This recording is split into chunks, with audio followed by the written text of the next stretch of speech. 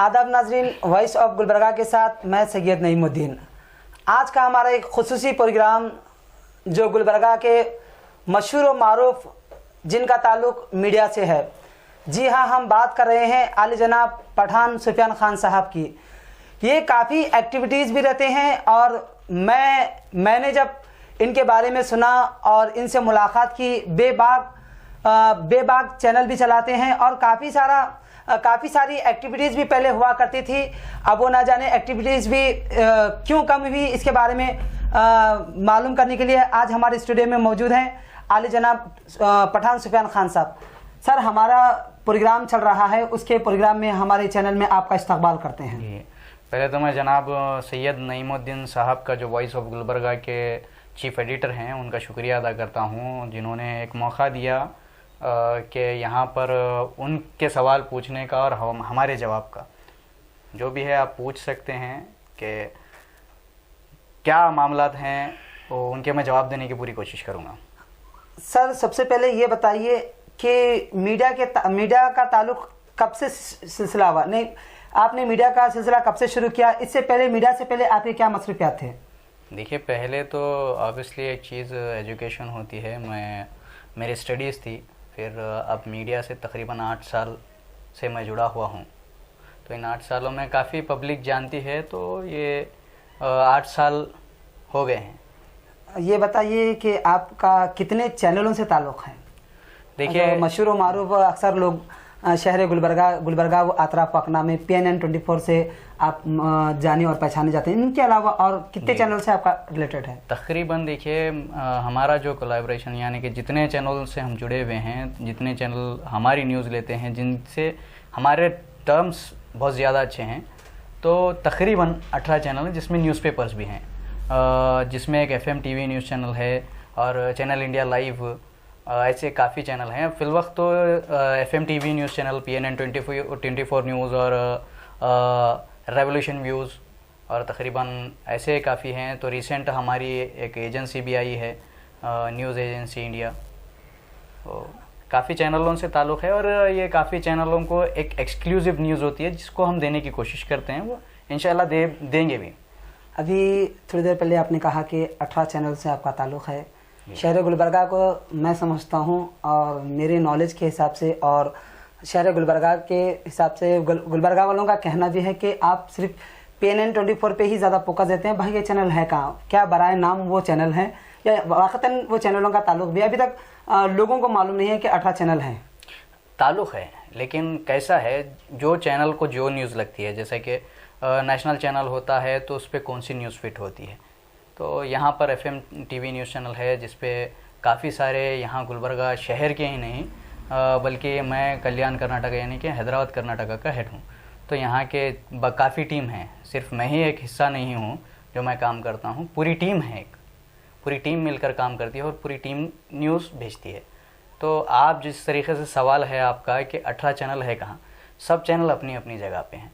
जो चैनल को जिस तरीके की न्यूज़ चाहिए, जो अपने चैनल पे फिट करता है, तो न्यूज़ का पहली तो एक चीज़ लोगों में बहुत बड़ा कन्फ्यूजन है, न्यूज़ है क्या? एक्सक्लूसिव न्यूज़ होती है, ब्रेकिंग न्यूज़ होती है, उसमें कई बुलेटिन होती है, डेली के न्यूज़ क्या है, एक्सीडेंट के होते हैं, क्राइम न्यूज़ होती है, क्राइम रिपोर्ट्स होते हैं। तो वो डिपेंड करता है कि न्यूज़ कौन से चैनल पे लगाई जाए। ताल्लुक़ है, लेकिन मैं हूँ नहीं, ये इतने चैनलों से ताल्लुक़ है। अक्सर मैं जिस चैनल से वाकिफ़ हूँ वही चैनल की मैं बात करूँगा। PNN 24 पे हमने अक्सर देखा है, ब्रेकिंग न्यूज़ की बात आपने कही है कि जिस तरह की न्यूज़ होती है उस तरीके की न्यूज़ डालना पड़ता है, मगर आपके चैनलों पे देखा गया है कि ज़्यादातर रेती की गाड़ी पे ज़्यादा आप ये करते हैं कि इसमें आपको बेनिफिट क्या है? जहाँ जहाँ चितापुर का मसला हो या सेड़म का हो या मलखेड़ का हो, आप ज़्यादातर न्यूज़ रेती की गाड़ियों वाले ही क्यों पकड़ते हैं? इसमें आपको बेनिफिट क्या है? अब ऐसा तो नहीं कि बगैर बेनिफिट के कोई काम कर रहा है, इसमें कुछ ना कुछ आपको भी फ़ायदा होगा। बिल्कुल, आपका बहुत अच्छा सवाल है। मैंने कहा कि कुछ ही लम्हों पहले कि न्यूज़ में भी कई तरीके के न्यूज़ होते हैं।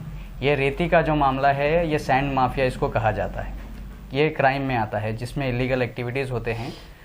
जो रेती का परमिशन नहीं होता है, जिसको परमिशन नहीं मिलता, ये जो रात में गाड़ियाँ निकलती है चोरी से, कई लोगों का ये भी कहना है कि इसको मामूल जाता है, यानी कि हफ्ता जाता है, कई लोग इसमें इन्वॉल्व हैं, इसके ऊपर काफ़ी कंप्लेंट हैं। तो जहाँ पे इलीगल सैंड चलती है ये क्राइम रिपोर्ट में आता है। इसमें अगर फ़ायदे की बात करेंगे तो फ़ायदा किस में है?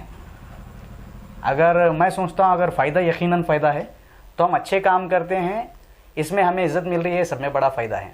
ये आप ही के चैनल से रेती का बार बार वीडियो वायरल होना, बार बार रात में जाना, आपकी टीम सिर्फ हमने देखा है और काफ़ी सारे जनता ने भी देखा है कि सिर्फ आपका फोकस सिर्फ रात में रेती की गाड़ी को फोकस करना, दूसरा ज़्यादा एक्टिविटीज़ हमने आपके चैनल पे नहीं देखी। दूसरे ताल्लुकों की बात कर रहे हैं आप, जैसे कि नालवार हो, देखिए रात की रेती की आप बात कर रहे हैं, तो मैं पहले रात का जवाब दूंगा, उसके बाद मैं दिन की बात में बताऊंगा।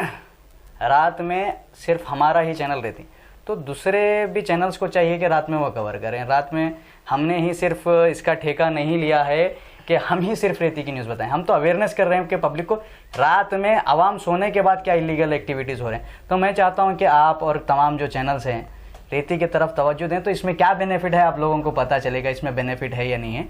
इसमें किसी तरीके का बेनिफिट नहीं है। ये मामलों में शायद जितना नुकसान है, धमकियाँ आती है, रोकाया जाता है, पूछा जाता है। अगर जो इंसान अपनी जान झोंके में डालकर सैंड माफिया को बताने की कोशिश कर रहा है, अपनी जान को झोंके में डालकर, तो इसमें क्या बेनिफिट होगा? कहीं ना कहीं ऑफर तो आया होगा, फ़ोन आया होगा कि बैठकर मालडोली की जाए या किस तरीके से बैठकर बात की जाए। जब कोई ऐसे हादसे होते हैं तो फ़ोन भी आ जाता है कि खान साहब क्या है जो है ये जो मसला हो रहा है हम बैठकर सॉल्व भी करेंगे। ऐसा ऑफर मेरी जब शुरुआत थी गुलबर्गा शहर में, तो कई लोगों ने इसकी कोशिश की। तो ऐसे काफ़ी बड़े बड़े नाम हैं जिन्होंने बहुत सारी कोशिश की, जिसके मामलों में मुझे परेशान भी किया गया, लेकिन इतनी किसी की हिम्मत नहीं है कि मांडोली की बात की जाए। वो मांडोली की बात मैं उन लोगों से कहना चाहूँगा कि आप अगर ये मांडोली की या किसी को पैसे देने की, ख़रीदने की बात कर रहे हैं, तो आप एक मांडोली करने वाले को मांडोली को ही खरीद सकते हैं, एक काम करने वाले को नहीं खरीद सकते। खान साहब, यहाँ मैं आपकी एक बात रुक कर बात को आगे बढ़ाऊंगा। कहते हैं कि खान साहब तो मांडोली नहीं करेंगे, मगर खान साहब के जो पीछे जो काम करने वाले हैं, हो सकता है वो खान साहब, देखा गया है कि खान साहब तो मांडोली की बात तो नहीं करते हैं। जब जहाँ बेनिफिट की बात आई तो हर कोई, जाहिर सी बात है, ऐसा एक रिकॉर्ड गुलबर्गा शहर में नहीं है कि सुफियान खान ने किसी से पैसे लिए हैं। तो ना सुफियान खान ने किसी से मांडोली की है, ना सुफियान खान कभी किसी के पैसों का मोहताज रहा है। अल्लाह का करम है, बेशक ऊपर वाले ने वादा किया है कि किसी भी हाल में वो हमको रिक्स मिलने वाला है, तो नीचे वाले कौन देंगे? आपकी बात नहीं कर रहे हैं खान साहब, आप मेरी जो टीम है, टीम की बात कर रहे हैं। तो टीम पठान सुफियान खान की बात करें, जो हमारी टीम है। देखिए, आप जैसे है आपके पीछे वाले वैसे मेरी जो टीम है उनके मैं पहले शुरुआत करूंगा हमारे जो साथी हैं जनाब अफसर सेठ साहब की, जो नालवर से ताल्लुक़ रखते हैं। रात का रेती का मामला आपने बताया।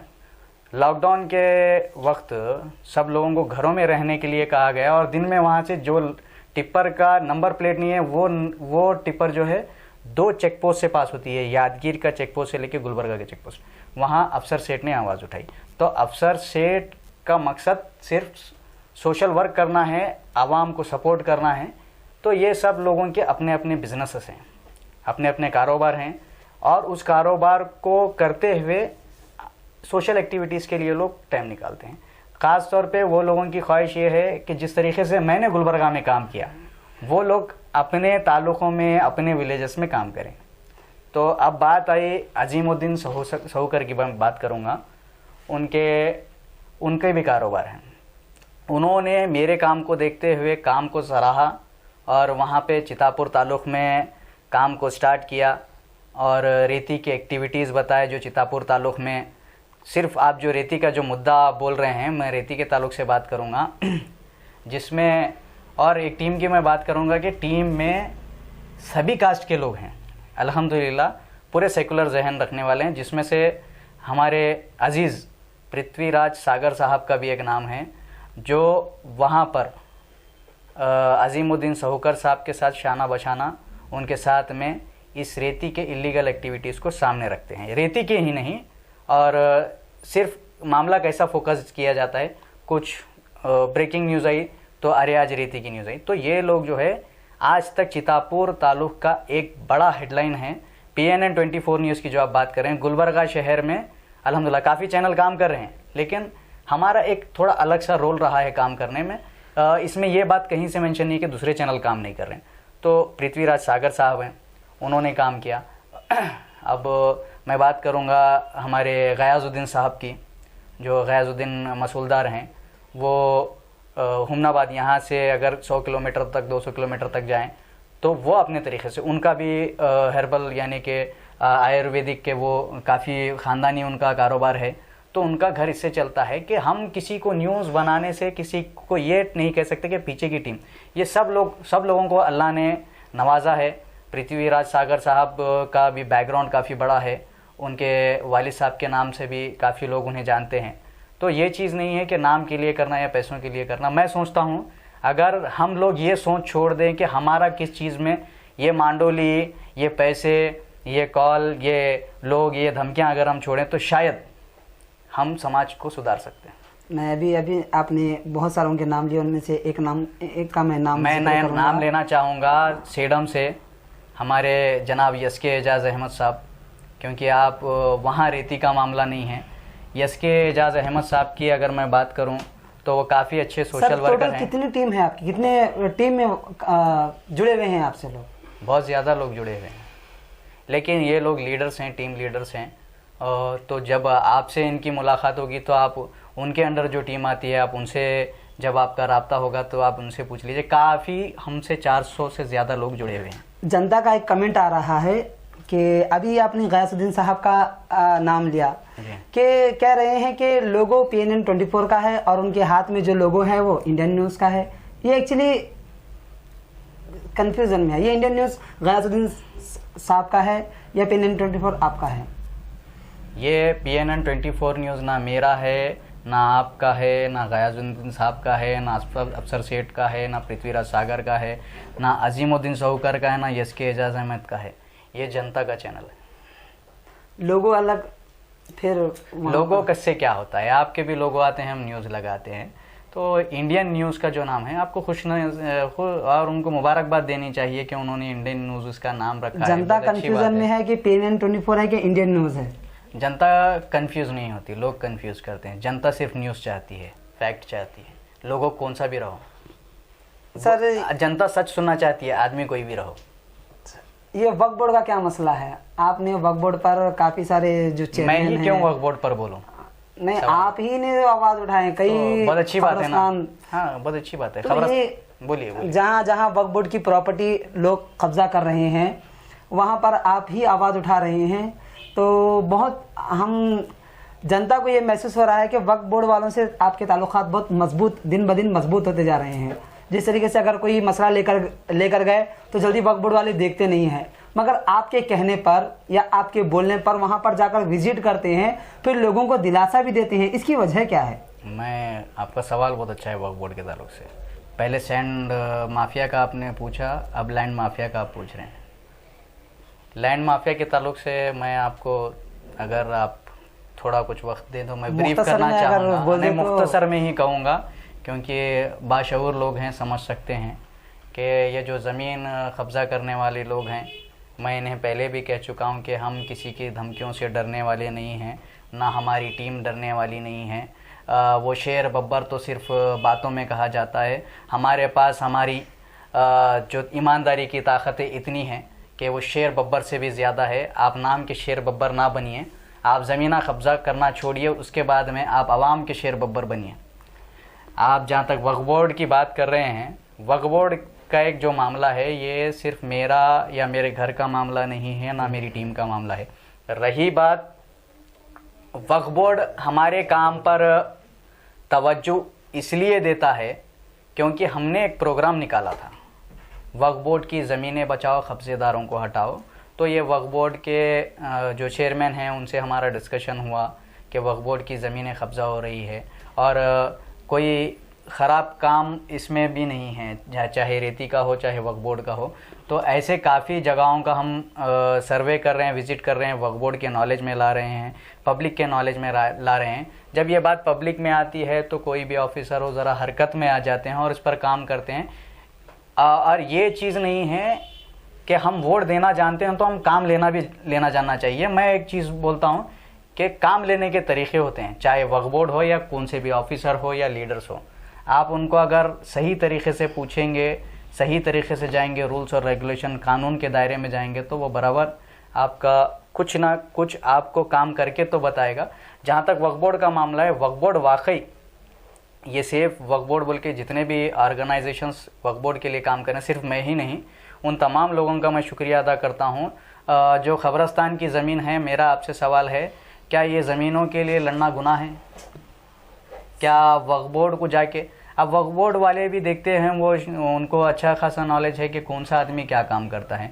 अब वक्फ बोर्ड से हमारा क्या तालमेल हो सकता है? वो लोग विज़िट पर आते हैं क्योंकि बगैर मफाद के। वक्फ बोर्ड से आप इंक्वायरी भी कर सकते हैं कि वक्फ बोर्ड से हमारा कुछ फ़ायदा नहीं है, हमारी गाड़ी का डीजल भी कोई वक्फ बोर्ड वाला नहीं देता, हम खुद हमारी टीम जो है अपनी ज़ाती पैसे खर्च कर कर टीम में काम करते हैं।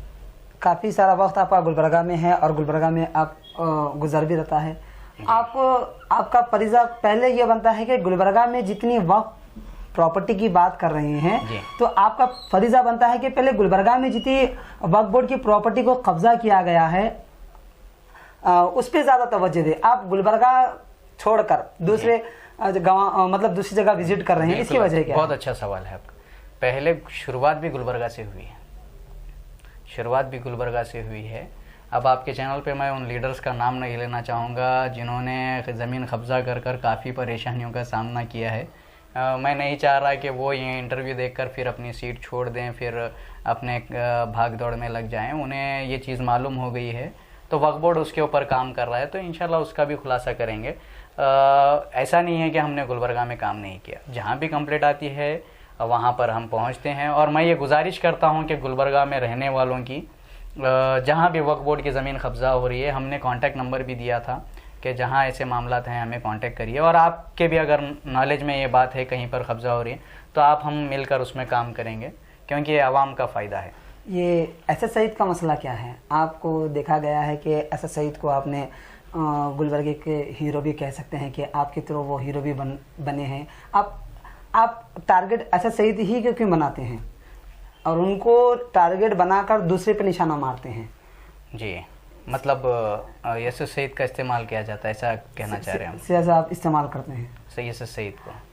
आपको क्या लगता है एसएस सईद इतने और वो खुद एक इतने डॉक्यूमेंट्स निकालते हैं, इतना काम करते हैं, क्या वो इतनी बेवकूफ़ी में आके खुद, अगर एसएस सईद साहब हमारे पास अगर इस्तेमाल होते तो आज उनका खुद का पेज नहीं होता, पहली चीज़ तो। और एसएस सईद साहब हम लोग कहते हैं वो करप्ट हैं, पैसे लेते हैं, तो ऐसा कोई सबूत क्यों नहीं सामने आया? ठीक है, चलिए एक मानों में मान ले कि हमने एसएस सईद साहब को लाया, वो हीरो बने या विलन बने, ये एक चीज़ अलग है। उन्होंने अपने हाथ पैर गंवाए, वो इसका जिम्मेदार कौन है? क्या किसी ने जाकर उनका एक इंटरव्यू लिया? उनके लिए जाकर किसी लीडर ने उनका इंटरव्यू लिया या उनके मजम्मती उनके बयान दिया? ये जो अपने आप को हीरो कहते हैं वो लोग क्यों नहीं गए? खैर, वो मामलात कोर्ट में चल रहे हैं, एसएस सईद साहब उसके लिए लड़ रहे हैं। एसएस सईद की जहाँ पे बात कर रहे हैं, आपका ही सवाल था कि आपने गुलबर्गा में काम नहीं क्यों किया, यही आपका मैं जवाब देना चाहूँगा। एसएस सईद साहब को हीरो या हमारे को उनको ज़ीरो बनाने का मकसद नहीं था। हीरो ज़ीरो ये प्रोग्राम आपको तो याद होगा, मैं उसके बारे में कहना नहीं चाहूँगा। जहाँ तक गुलबर्गा के वक्फ प्रॉपर्टीज़ हैं, एसएस सईद साहब वो मामलों को सामने लाते थे और उसको सामने रखते थे। और जो गुलबर्गा का बोल रहे हैं हमीद साहब हैं, उनके साथ में भी हमने एक प्रोग्राम किया। काफ़ी गुलबर्गा के जो अगर वक्फ की बात करेंगे तो बहुत सारे मामले हैं, आप भी इंशाल्लाह कोशिश करिए सामने लाने की, हम कोशिश करेंगे। या एसएस सईद एक क्लियर करना चाहूँगा मैं, एसएस सईद साहब अपना एक पेज चला रहे हैं, आजकल वो गाने भी गाते हैं, खुशी है मुझे। तो वो ऐसा कहना गलत है कि हमने उनको हीरो बनाया, अच्छे काम से वो हीरो बने हैं।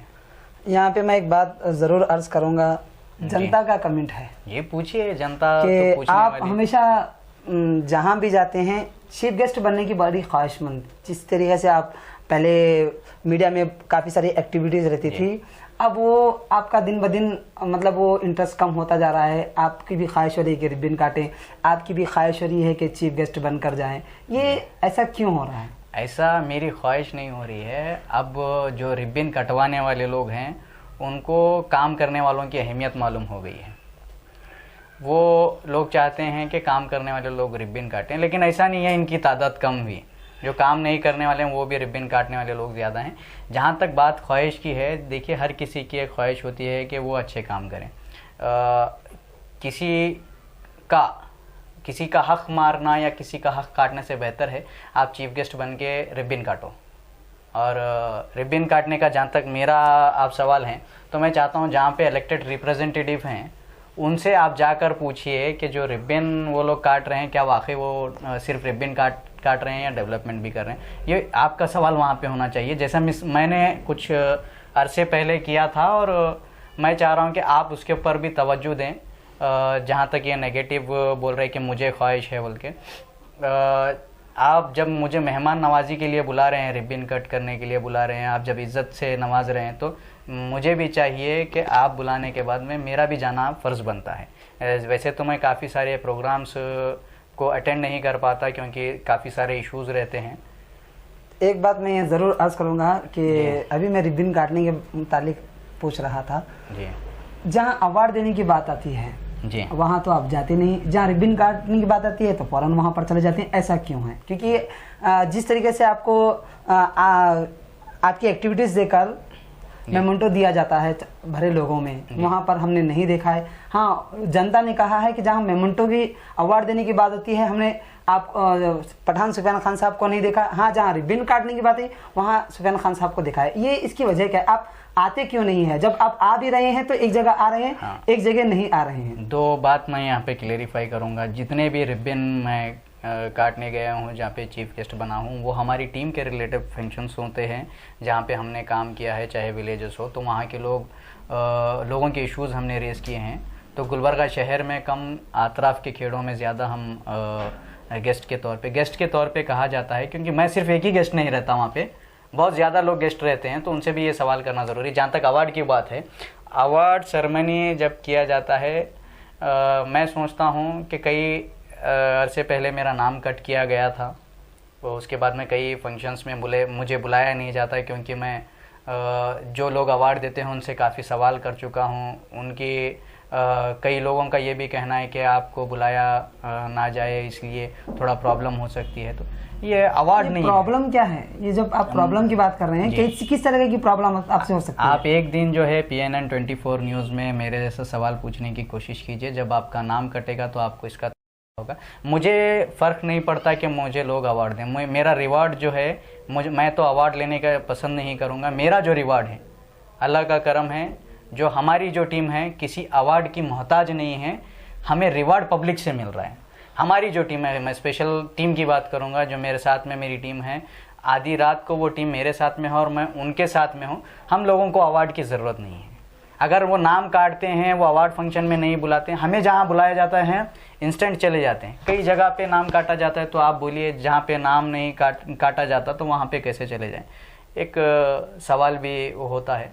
तो जहाँ पर अच्छे काम करने वालों की रिस्पेक्ट नहीं है, वहाँ पे अवार्ड देना भी ज़रूरी नहीं है। ये कितने साल से आप मीडिया लाइन में? गालिबन 8 साल के करीब हो गया है। 2013 के बाद मैं ये फील्ड में आया। मेरे भाई साहब थे, तो काफ़ी वो मामलात भी हैं।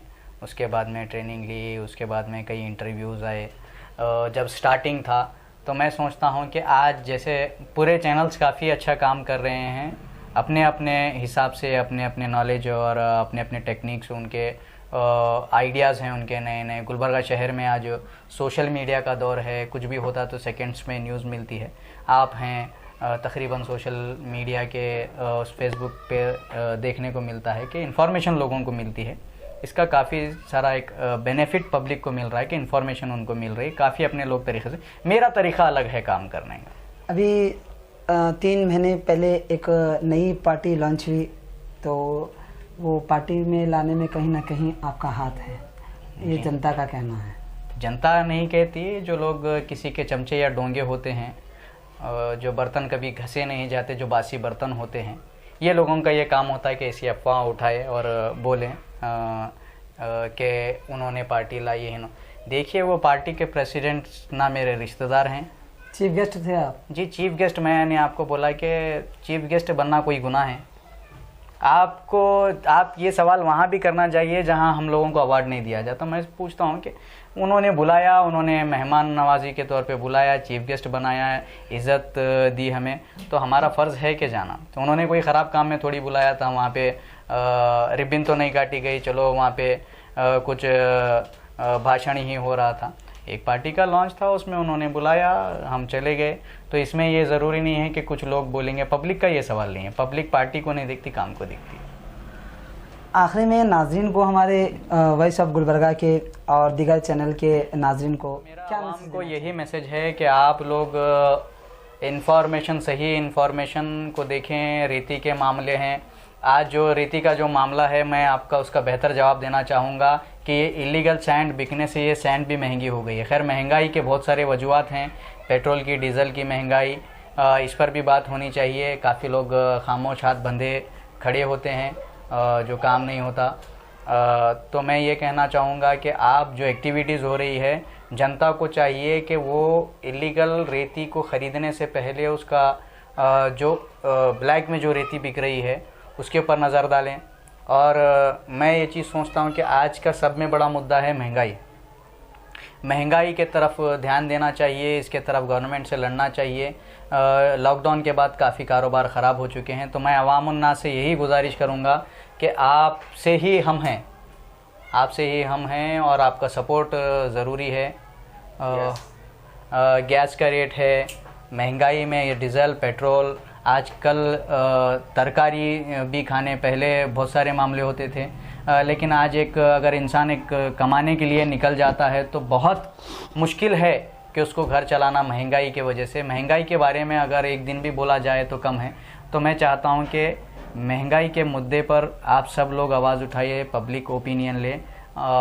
ये रिबन, मांडोली, ये वो किस्से छोड़कर अगर काम किया जाए अच्छी सोच लेकर, तो हम इसको कुछ ना कुछ कोशिश कर सकते हैं एडमिनिस्ट्रेशन तक ये बात पहुंचाने की। तो मैं एक ही चीज़ पहले ये बोलना चाहूँगा कि हमारी जो टीम है ख़ास तौर पे, वो टीम काफ़ी अच्छा काम कर रही है और मैं मुबारकबाद देता हूँ उनको कि वो ना किसी अवार्ड के मोहताज हैं, ना किसी मांडोली के मोहताज हैं, ना किसी के पैसे के मोहताज हैं। उनके ख़ुद के कारोबार हैं और वो बिना मफाद के ही काम कर रहे हैं। और इंशाल्लाह मेरी उम्मीद है कि वो आने वाले दिनों में भी ऐसे ही काम करेंगे। ये हमारे साथ मौजूद थे आली जनाब पठान सुफियान खान साहब, जिनका हम हमारे वॉइस ऑफ गुलबर्गा की जानिब से तहे दिल से शुक्रिया अदा करते हैं।